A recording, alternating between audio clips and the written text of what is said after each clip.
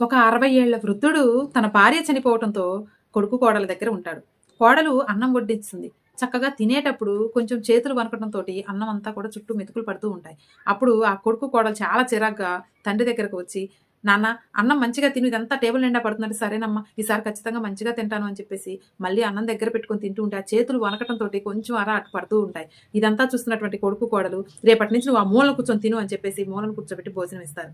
తర్వాత మరుసటి రోజు తల్లి భోంచేస్తూ ఉంటే అనుకోకుండా కొంచెం అన్నం పక్కన పడిపోతుంది. "ఇదేంటమ్మా, తాతయ్యనైతే మూలన కూర్చోబెట్టావు, నువ్వు కూడా అన్నం కింద పడ్డది కదా! మరి నువ్వు కూడా వెళ్లి మూలన కూర్చోవాలి కదా!" అంటే, "తాతయ్య ముసలోడైపోయాడు. చాలా అన్నం పడేస్తాడు. నేను కొంచెమే కదా పడ్డది, తీసేసుకుంటాను, క్లీన్ చేసుకుంటాను" అని చెప్తే, "అమ్మ అట్లయితే మీరు ముసలివాళ్ళు అయిపోయిన తర్వాత కూడా నేను కూడా మూలనే కూర్చోబెడతాను. మీ చేతులు కూడా వణుకుతాయి కదా!" అని చెప్తాడు. ఈ మాటలు విన్నటువంటి ఆ తల్లి, తండ్రి ఇద్దరూ కూడా వెంటనే మామయ్య గారిని తీసుకొని వచ్చి టేబుల్ మీద కూర్చోబెట్టి భోజనం వడ్డిస్తారు. కోడలు వెళ్లి మంచీలు తీసుకొని వస్తుంది. ఇక్కడ మనం తెలుసుకోవాల్సిందేంటంటే, మనం ఈరోజు మన పెద్దవాళ్ళకి ఏదైతే చేస్తామో అదే మనకి తిరిగి వస్తుంది. మంచి చేస్తే మంచే తిరిగి వస్తుంది. చెడు చేస్తే చెడే తిరిగి వస్తుంది. పిల్లలు మనం చెప్తే చెయ్యరు.